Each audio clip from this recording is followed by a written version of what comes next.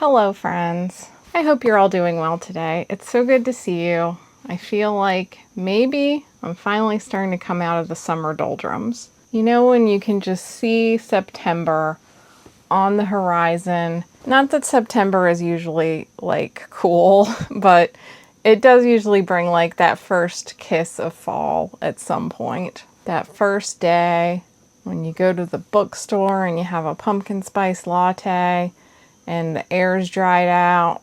I can't wait. I don't know a lot of bookish people who love the summer, which is funny because there really is nothing better than a long day just reading with the sunshine, lazing around, sun streaming in the window. It's actually rather nice. I don't mind that part at all. The part that I mind is every other part. Anyway, so recently I took a week off and I did just that. I read a lot of books, watched some Olympics, lazed around. It was the first just pure no obligation week that I've had in a while. I did a video about it if you want to see how it went, but it ended up being weirdly psychological because I hadn't taken a break in so long that I realized I was thinking way too much about what it means to take a rest. And I was not raised this way. I was perfectly capable of taking a rest when I was younger. A day, a week, whatever. I didn't really think about it. But in the years in between, I was often in a constant struggle to make enough money to live and to achieve certain markers like buying a house and, just get my life set up the way I wanted it to. And in the course of that struggle, it seems that I had forgotten how to rest without being conscious of the fact that I was resting, which was kind of weird to realize. During the course of this struggle to rest, I found myself thinking a lot about hustle culture in general and how I've been somewhat aware of how it has swallowed me up over the years. One of you had commented that you're glad you're not American so that you don't have this constant work thing going on, which got me wondering, is this something only people in America experience? Let me know your thoughts on that, because I suspect that it is not unique to America, although certainly we have some elements of our culture that probably make it a little more extreme. America definitely has kind of that, anyone can make it if you work hard enough, and a very independent streak, which also has led us to not really vote for a social safety net as much, or as much vacation time, sick days, maternity leave, and all the things that kind of promote rest in a culture. So it definitely does vary across cultures. I am not denying that whatsoever. But I also feel like I did not grow up with this mindset. It was something that rose to prominence in my brain as well as in the culture at large, it seems to me, as social media rose.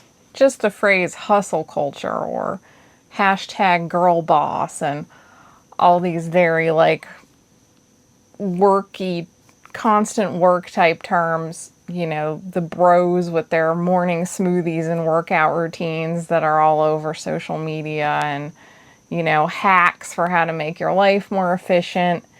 This entire culture definitely feels like it's something that rose to prominence alongside social media, trying to maximize every minute and rise to the heights of success. And I think this makes sense culturally, because the thing about social media versus if you started a business in the 90s, you could certainly put a lot of work into it. I mean, you could probably still spend every hour working on your business if you wanted to, but you could not really just take something global as easily as you can nowadays.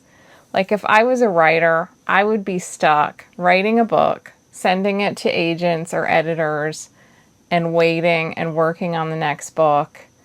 And then when the book came out, the only promotion I could really do would be to talk to local bookstores, talk to libraries.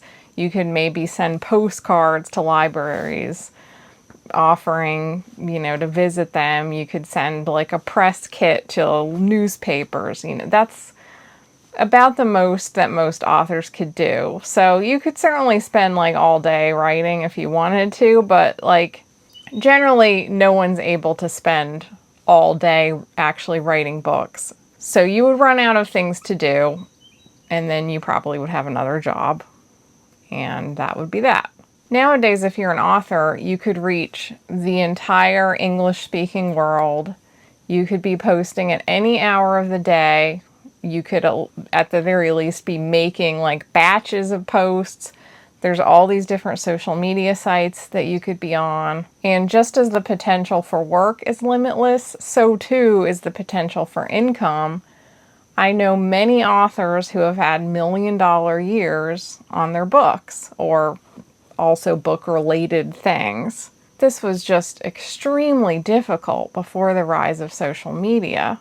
And what it also is tantalizing.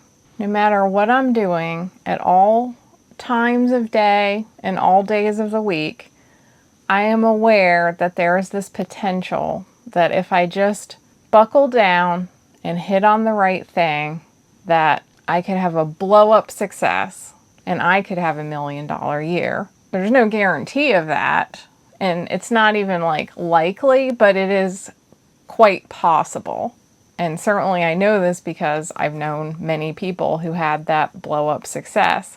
Some of it brief, some of it sustained, but either way, it can really change your life. I mean, it changed my life just to have one book that netted me a 6-figure year. And when I say a 6-figure year, I mean like $100,000 exactly.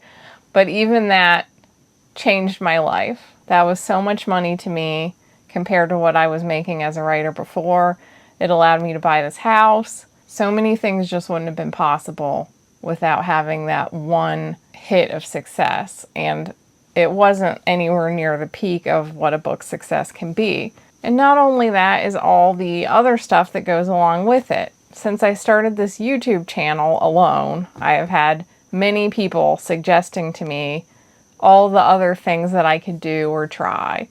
Series of videos I could do, side stuff I could do, manuscript critiques, courses, all kinds of suggestions of things that I could do to add value to this channel. And that can get very overwhelming because, again, you have this endless possibility. I could be working every hour of the day to build this business, and who knows where it could go. How quickly could it blow up? And who could I help if I never stopped working? And along with that sense of potential, there's also been this idea in my mind for many years that if I could just have a big enough hit, then I would have enough money that I wouldn't have to do anything ever again. Financial freedom. Because especially considering how modestly I live, it wouldn't take an insane level of success for me to achieve that. So for probably most of my 30s, that was like the tantalizing dream that kept me going, is thinking like, if I really had a run of success, then I would be set for life. But here I am in my early 40s. That never happened, which is common. I mean, just because I know people who have had a big run of success doesn't mean that it is the norm. And that's where I got to the point where I was just kind of reevaluating all my priorities, and I'm trying to shift my brain back into the way that I felt when I was younger, the pre-social media state. Oh my God, I'm trying to film this video, and I swear there have been so many loud trucks, phone calls, cats running in and out, every kind of annoying sound profile that you can imagine. What was I saying before the motorcycles and phone calls all happened at the same time? Yeah, so before social media, when I was in my 20s, I was perfectly fine with working a reasonable amount and then just letting go of it and relaxing without thinking about it. And my week of struggling to rest made me think that I really need to actively embrace a lack of ambition. Which sounds funny because I've talked a lot about all my plans on this channel, and I'm not in any way abandoning any of those plans. They are things that I really want to do. What I'm trying to do mentally is just let go of the idea that I need to be the most successful person I can be. I find myself taking much more of an intuitive approach now, or at least I'm trying, where I'm like asking myself, what do you really need? What really feels important to you to accomplish? What feels like it's going to bring fulfillment and balance to your life? As opposed to asking myself, what could I do to make this business successful? Which is logically the more common approach to building a successful business. But if you are building a business and you get to a point where it's doing well enough, you could just stop there. I've seen a couple of other content creators talk about this, just building yourself up to the point where, you know what, you're paying the bills and that's enough. And that's the mindset that I really want to get to now. If someone suggests to me something like, hey, if you did this, people might love it, it might really build up your business. But if to me it doesn't sound like something that I'm really going to find fulfilling, then I'm just going to let that thing go. There might be a point where it sounds more appealing to me, or, things can shift, but I'm going to think of my business now more from the perspective of what just feels right to me. What do I really want to focus on? The temptations are really endless. So I think at this juncture in the world, it's really important to be able to sit down and think about what are the things I really want to focus on and where I genuinely feel fulfillment and connection, and like I'm creating the art that I want to make, and I'm also reaching the people that I want to reach. And of course, it remains true that even to get to the point where you're making some decent amount of money as a self-employed creative, it usually does require a period of really buckling down and working hard. Either that or it's going to be like a slower build. That's just logical. If you're not producing much work and you're not spending much time letting people know your work exists, unless you happen to have some kind of amazing viral hit, you're probably not going to sell a lot of products. Hard work really does tend to be the secret sauce that brings success, even more than talent. It's just so important to be disciplined and flexible and willing to learn. Those are very important qualities. So I certainly don't want to imply that it's really reasonable to expect that I could just relax all the time and my business would just keep on going.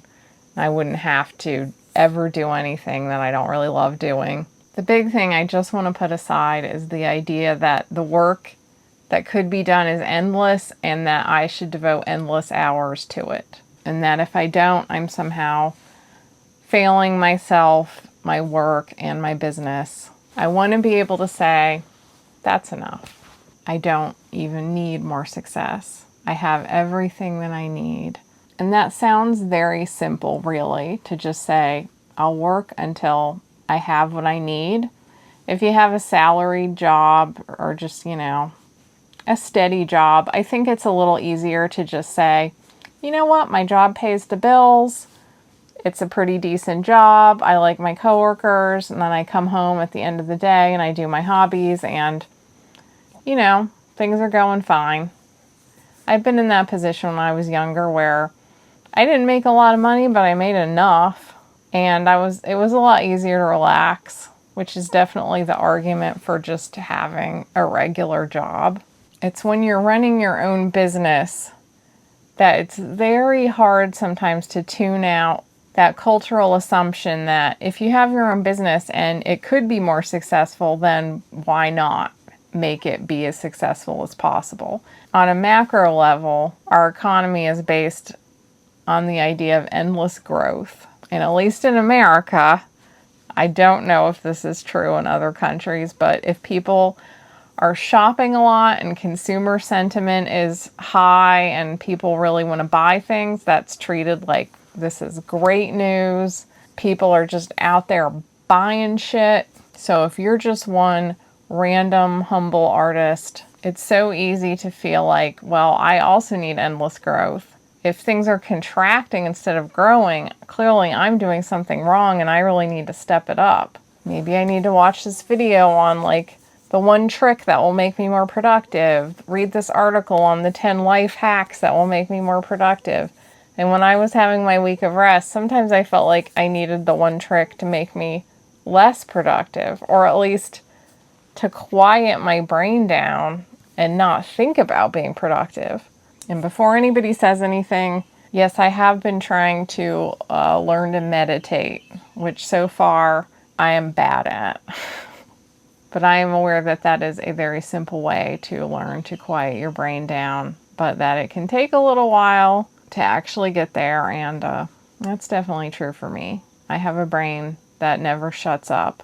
Ultimately, it made me realize just how much that this endless scroll, endless feed, hustle culture has wormed its way into my brain, and I don't want it there. I want to reclaim my thoughts and my time from the sense of pressure that everything I do should be contributing to my business and upping my game as a creator. I've been working on giving myself more rest periods, trying to meditate, simplifying my life. That was actually one of like the first things I did, was to get back into more of a like simplified and anti-consumerist mindset, which was also more of how I was when I was younger. And then when I was more successful and making more money, I also started having more buying power, and I started chasing more of the dopamine hit of shopping for no reason. So I pretty much stopped doing that. But having kind of cleared that out of my life has made me realize that you can take all the steps you want to be anti-consumerist and lead a simple life, but that needs to work in tandem with respect for your time and for allowing your brain to have simplicity and peace, and not just your physical life. Taking time to do a jigsaw puzzle is one thing, but if you're spending your time doing the jigsaw puzzle and thinking troubled thoughts about, is this a good use of my time? Should I be, I better make sure I get more work done tomorrow. Well, that's not really like helping me at all.